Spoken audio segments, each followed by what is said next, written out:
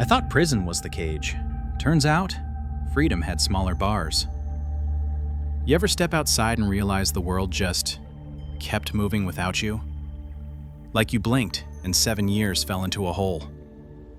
That's what it felt like when I walked out. The air smelled the same. The sky still had that dry silver tint before dawn. But everything else was gone. My wife, Claire. She'd packed up and left for another state. New job, new husband. My boy Noah probably doesn't even remember my face anymore. And the house, our house, it had a for sale sign nailed right through the fence like a gravestone. Guess that's what happens when you kill a man. Even if they call it manslaughter, people don't care about the second word. I wasn't a bad guy, just drunk, angry. Wrong night, wrong punch. One hit, one body, one cell. 7 years of staring at the same gray wall, trying to scrape forgiveness out of concrete. When they finally opened the gate, I told myself I was done. No more bars, no more chains, just air and road. But freedom's expensive when no one wants to hire an ex-con. I tried everything. Garage work, night shifts, hauling boxes. Nothing stuck. Until one morning, I saw a flyer tacked on the window of a diner outside Cedar Hollow. Small print, simple words. Apartment available. Quiet, affordable, immediate move-in. The picture was grainy, black and white, but the building looked solid. 4 stories of old red brick with white balconies and arched windows. The name stood out in bold letters underneath. Eden Court Apartments. Eden.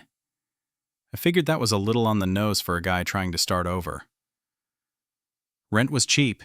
No deposit, no questions, just sign and stay.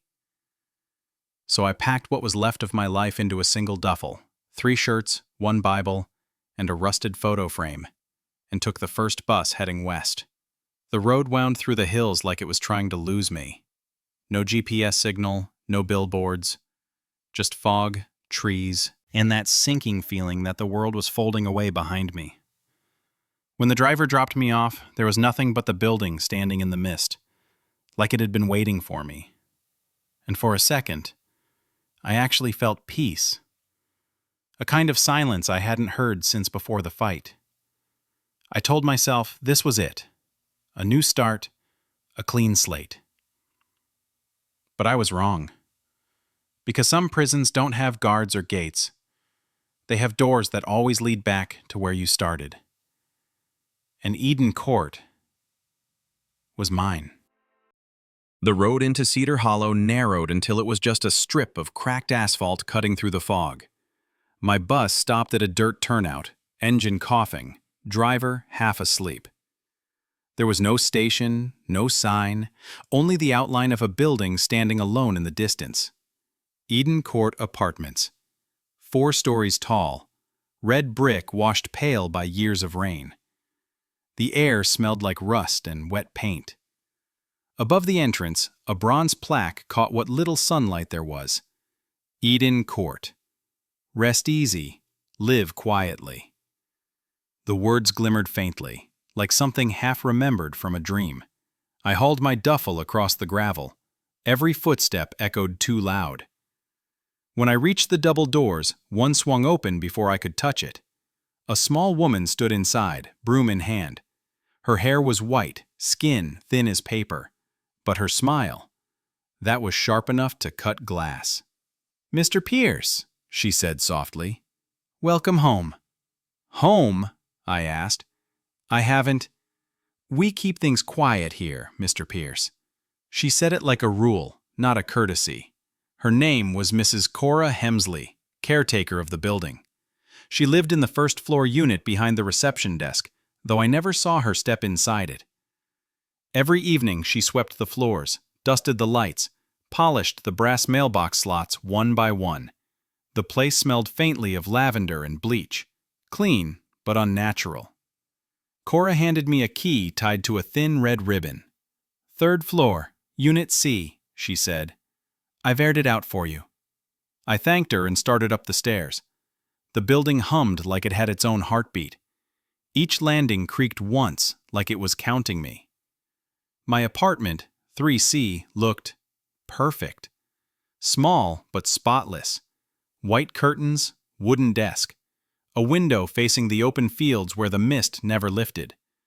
There was even a small radio on the counter, quietly hissing static, just enough to fill the silence. "That's strange," I murmured. "Didn't even turn it on."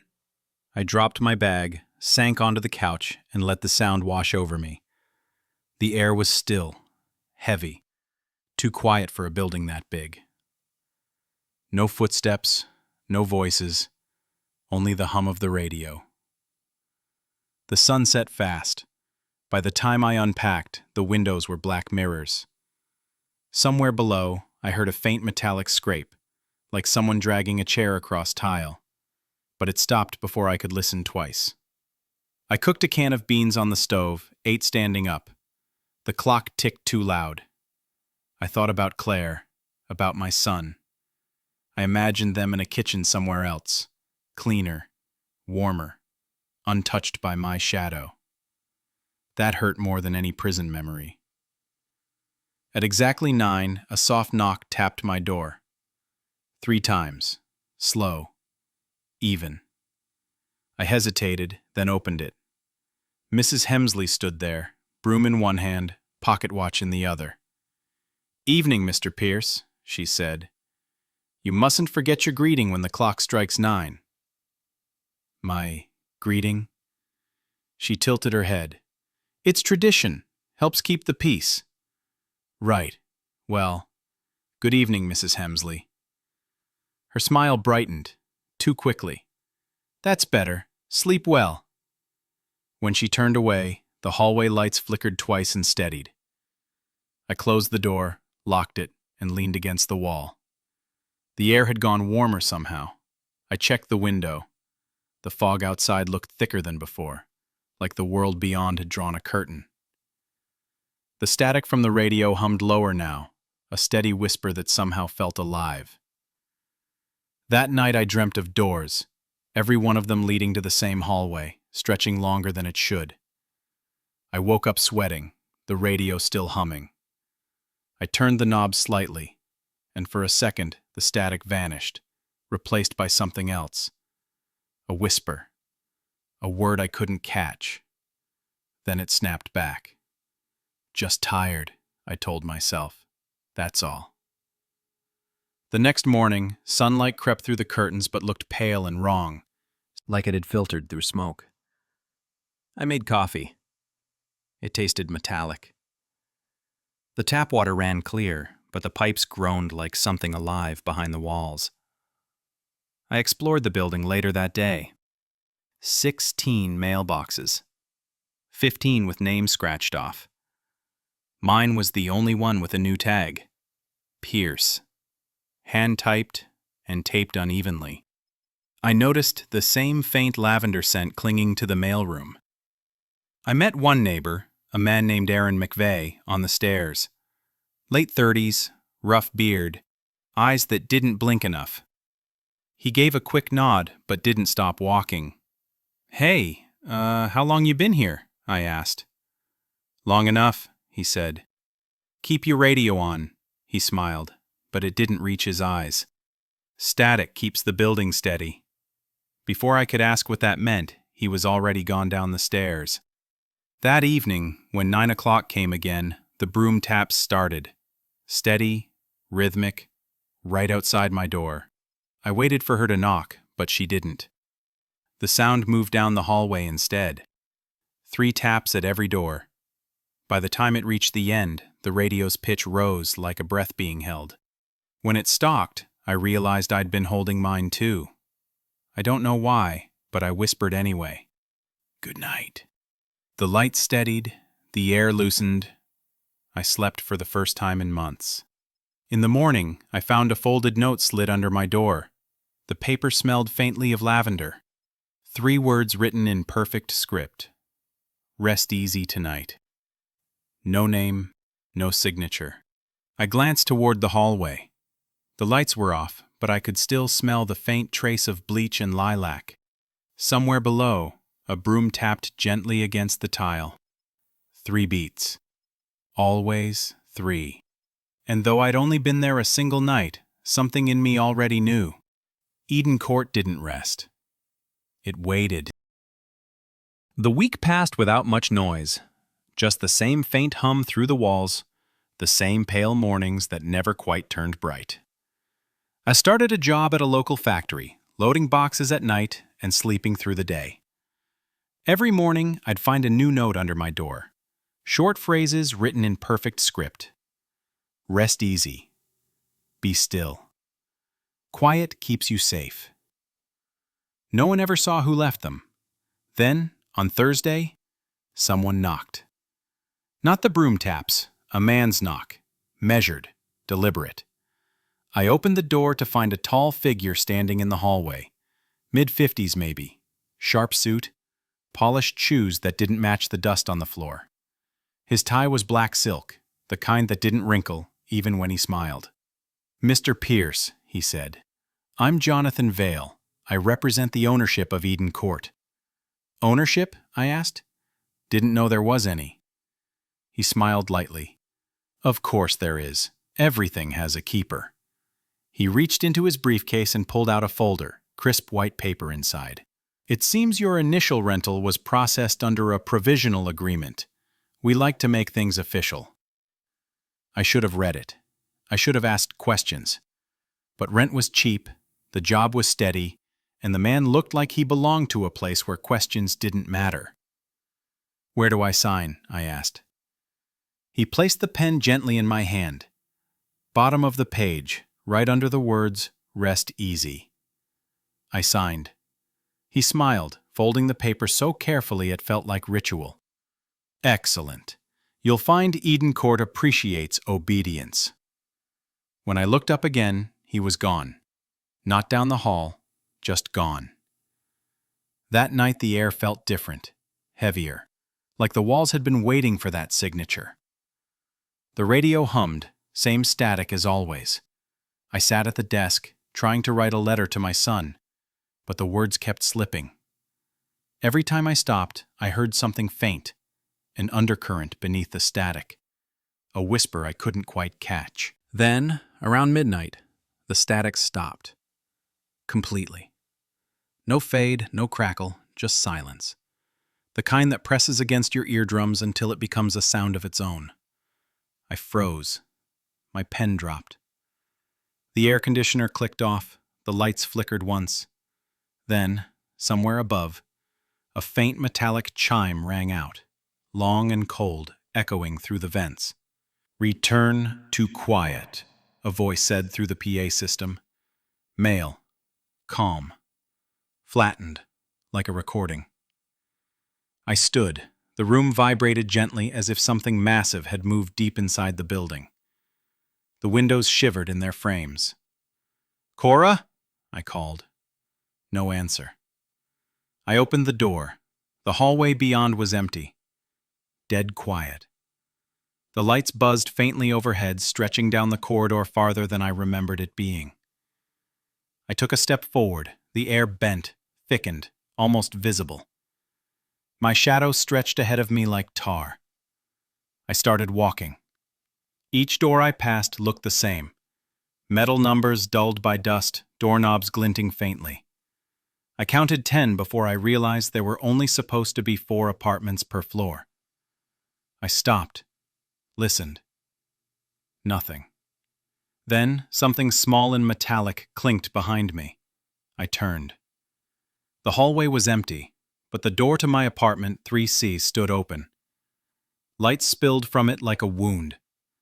I walked faster, turned a corner that shouldn't have existed, and found myself staring at 3C again. Same dent on the handle, same crack in the wall beside the frame.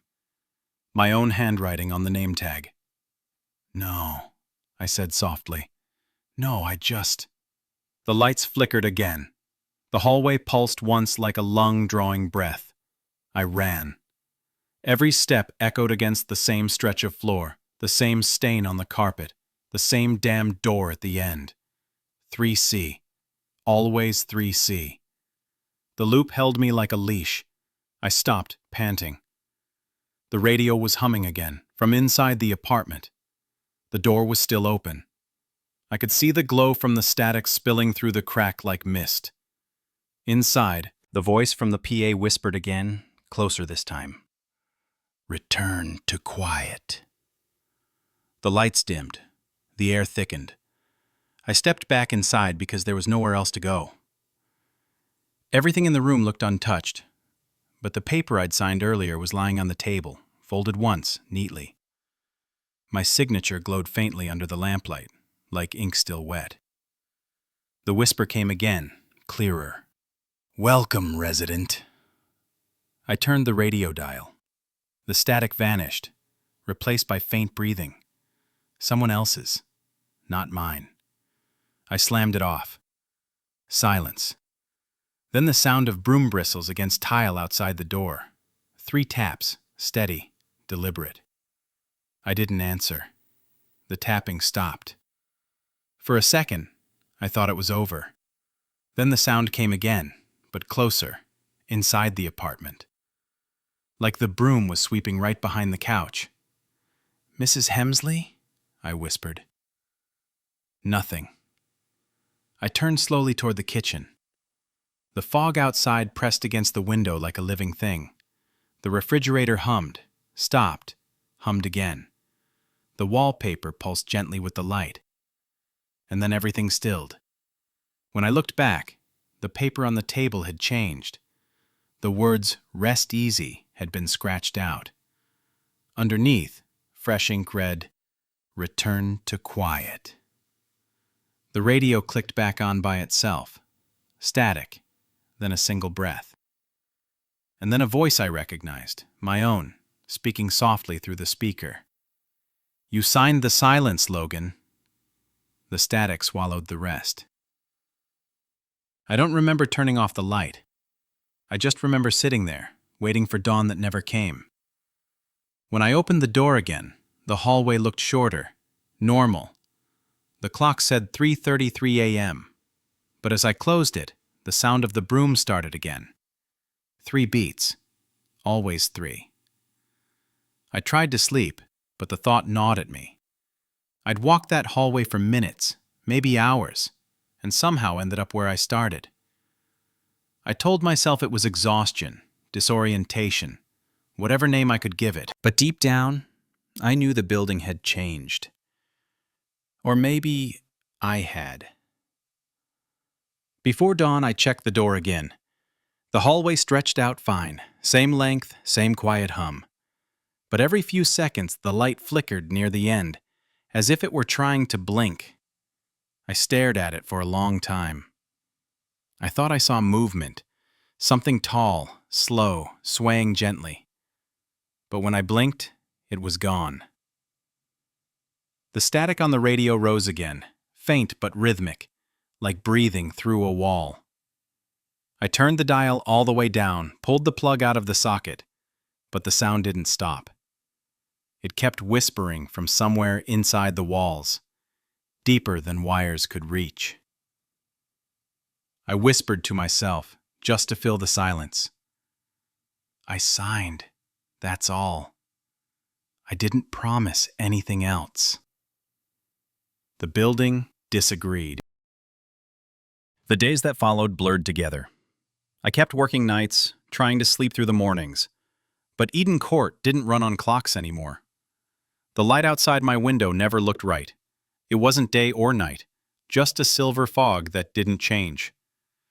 The hum through the walls grew steadier, almost soothing if I didn't listen too long. I started keeping a notebook. Every noise, every change, every strange silence, I wrote it down. I wasn't sure if it would help, but I needed to anchor myself to something real. On the 4th day, I met Aaron McVeigh again. He was standing on the stairwell, halfway between floors, cigarette in hand. The ember burned bright against the gray air. "Didn't think anyone else smoked here," I said. He gave a dry laugh. "Nobody does, not anymore." He took a drag, then looked at me with that hollow stare. "Keep the static playing. It keeps you safe. Safe from what? Aaron exhaled smoke through his nose, gaze fixed somewhere behind me. From the building. I frowned.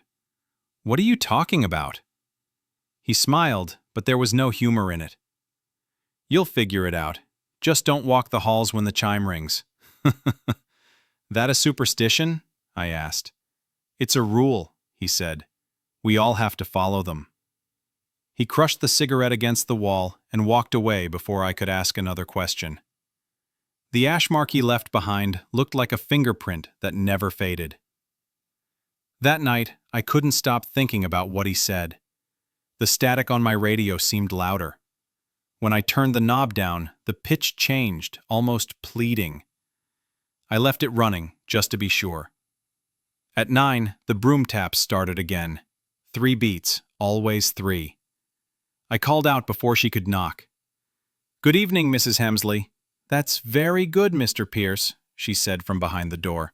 "The house appreciates manners." Her footsteps faded away, and I heard her knock on other doors, always 3 taps each. By the time she reached the end of the hall, my radio hissed louder, sinking to her rhythm. I didn't sleep, not that night. The next day I found the elevator door open on the first floor. It hadn't worked before, always shut tight, but now it stood waiting, like it had been listening. Inside was a faint buzzing sound, like static filtered through metal. I reached for the button, but a small sign had been carved into the panel. Hand-etched, crooked letters. "Return to quiet." I stepped back and left it alone. That evening, curiosity won. I decided to test it. The rules, I mean. I turned off the radio. At first, nothing happened. Silence. Relief even. But after a few seconds, I felt the air shift. The hallway lights began to hum. One by one, the bulbs started flickering. Buzz, snap, buzz. Then the sound came. A long metallic creak, like the building stretching its spine. I opened the door and froze. The door to 3B, my neighbor's apartment, was gone. Not closed, gone. Just wallpaper and blank plaster where it used to be. The numbering skipped from 3A straight to 3C. My pulse climbed. "Aaron?" I called out. "You there?" No answer. I turned the radio back on. The static hissed to life, and the door appeared again. Perfectly intact, like it had never vanished. I didn't turn it off again. The next night, I woke up to the chime. It was faint, metallic, echoing through the vents. 3 rings, long and hollow. The air grew cold enough to sting my throat. I knew I should have stayed in bed, but I couldn't help it. I needed to see. I stepped into the hallway. The lights buzzed, dim and sickly yellow. The sound of the chime still hung in the air, bouncing from wall to wall. "Hello?" I said. "Anyone there?" Something answered. A shuffle of feet somewhere ahead. I saw a shadow move across the end of the hall. My heartbeat climbed. I took another step. The hallway stretched, literally stretched. The far wall slid backward as I walked, like the building was pulling it away from me. The carpet rippled underfoot, soft as water. I started running, desperate to reach the end. But the farther I went, the smaller the lights looked, until they vanished. And then I saw it. Myself. At the far end of the corridor stood another me. Same jacket, same movements, same breath. My reflection, watching me from the distance. When I stopped, he stopped. When I spoke, the sound echoed back a second later. "Who are you?" The other me smiled. "You signed it." Then he turned and walked into one of the doors that shouldn't have been there. I chased after him, but the world warped. The air folded, the walls bent inward, and suddenly, I was standing right back in front of my apartment. 3C. The radio was still on. I leaned against the door, gasping, and looked down the hallway again. Everything looked normal. Too normal. I grabbed my notebook and started writing. Words poured out like a confession I couldn't stop. 1. Greet the caretaker at 9. 2. Never walk when the chime rings. 3. Keep the static on. 4. Don't touch the basement door. I underlined the last one even though I didn't know why. Maybe instinct. Maybe warning. The basement door was the only place I hadn't tried yet, the metal one beside the laundry room. Every time I passed it, the air around it felt heavier, colder, like gravity pooled there. 3 days later, I saw Aaron again. He looked worse, pale, eyes sunken. He leaned against the stair railing, shaking slightly. "You look like hell," I said. He smiled weakly. "You too. You've heard it, haven't you? The chime." "Yeah. I thought I saw something." Aaron's eyes flicked toward the ceiling. "Don't follow it, ever.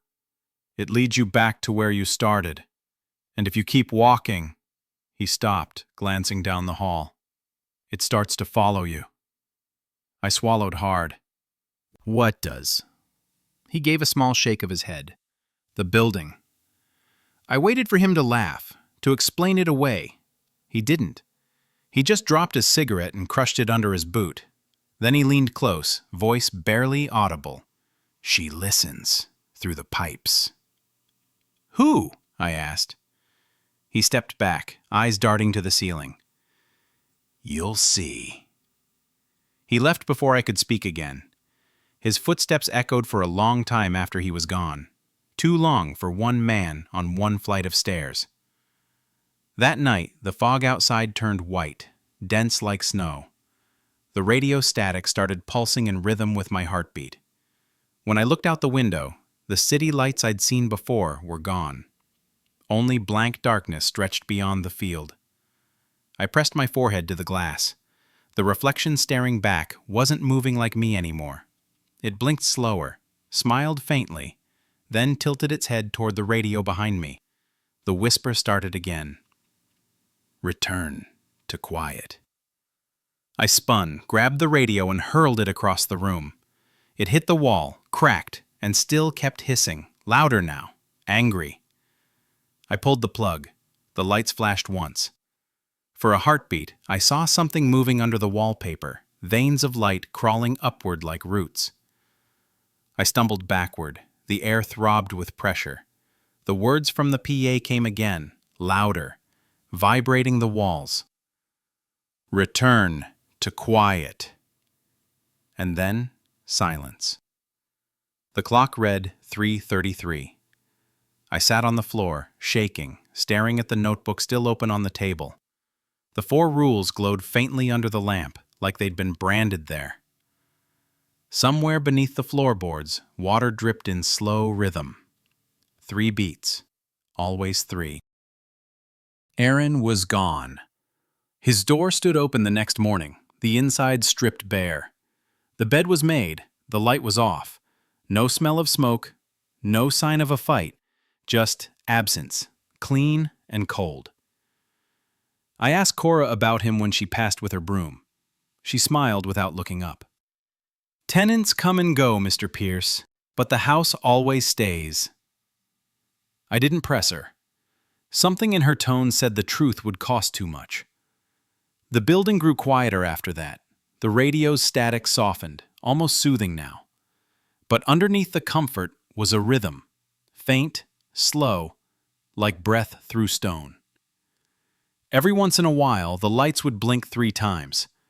Every time they did, I'd whisper to myself, 3 beats, always 3. On the 4th night, the broom taps began earlier than usual. I opened the door a crack and watched from the dark.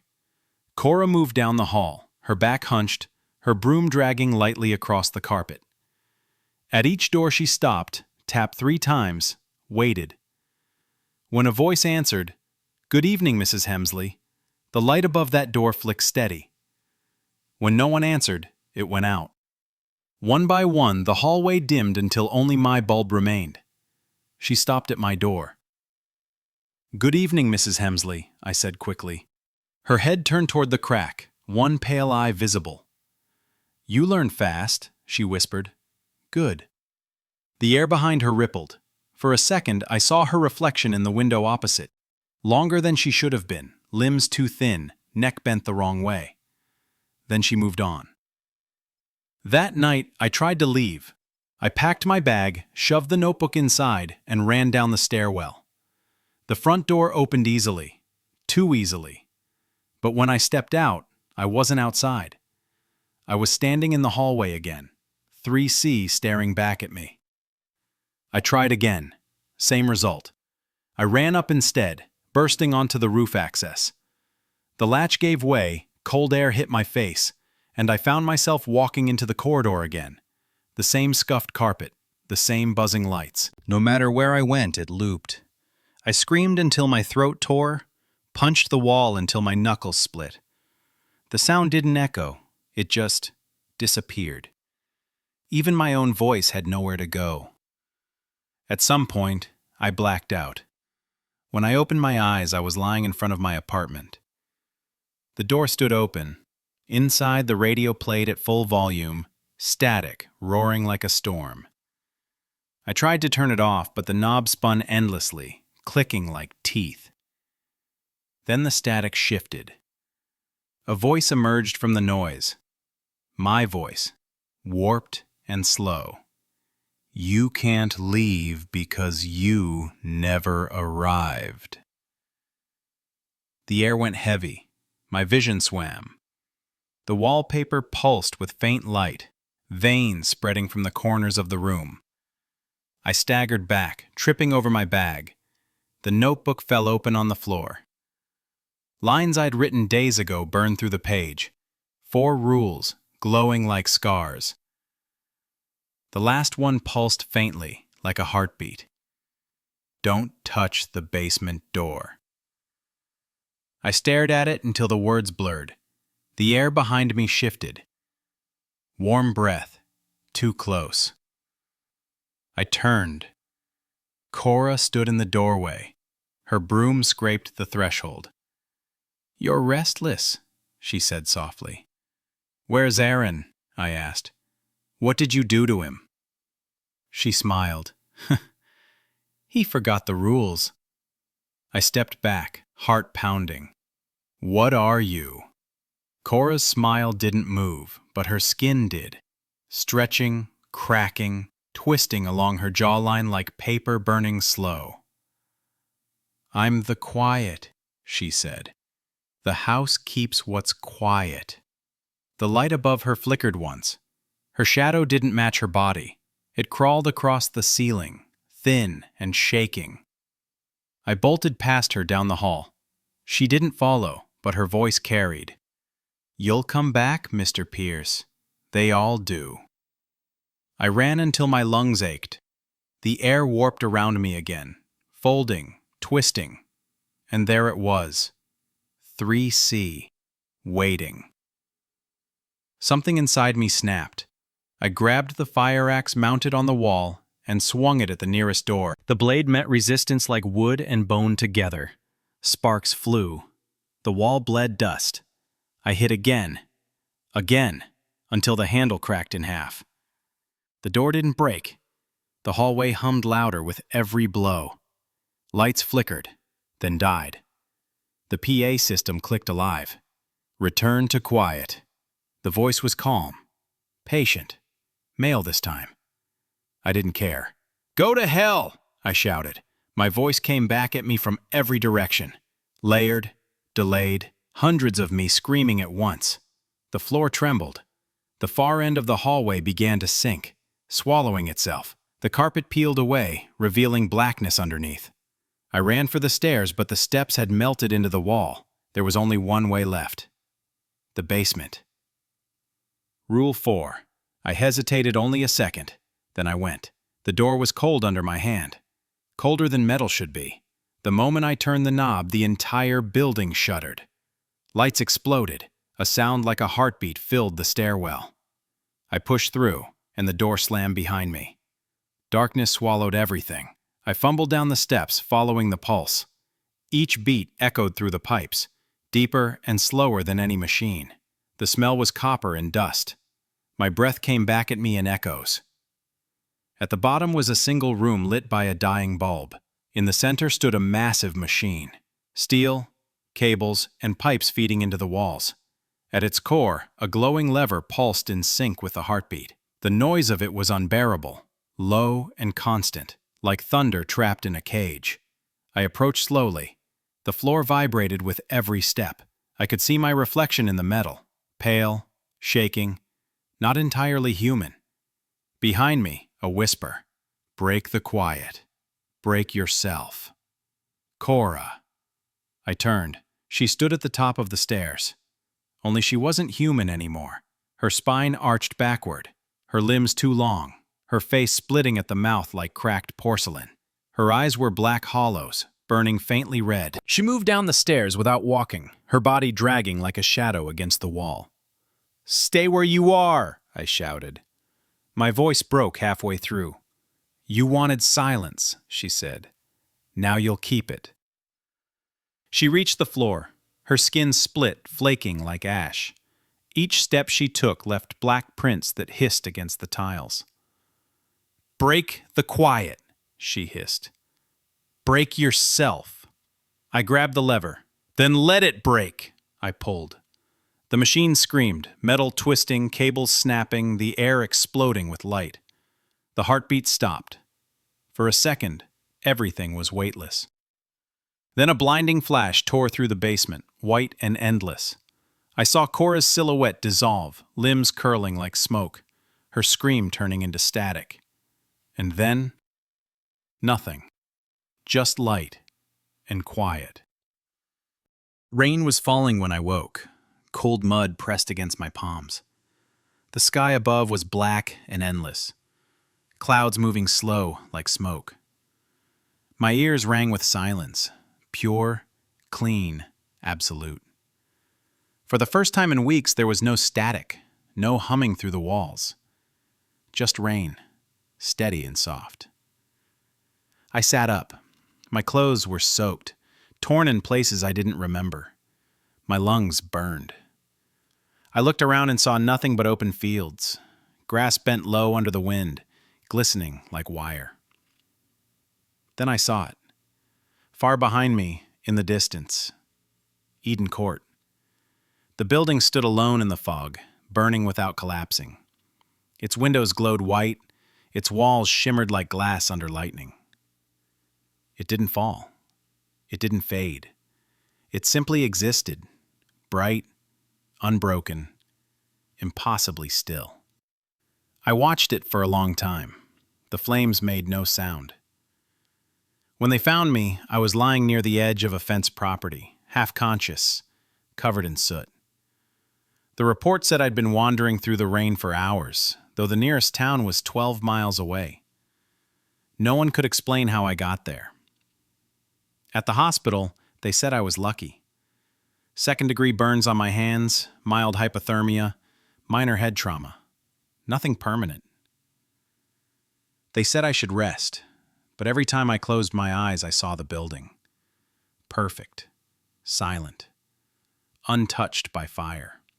Its windows flickering faintly like eyes behind smoke. A nurse asked about the mark on my chest. I didn't have an answer. It was small, blackened, shaped like a heart locked inside a circle. When I pressed my hand over it, I swore I could feel a faint vibration. Steady, rhythmic.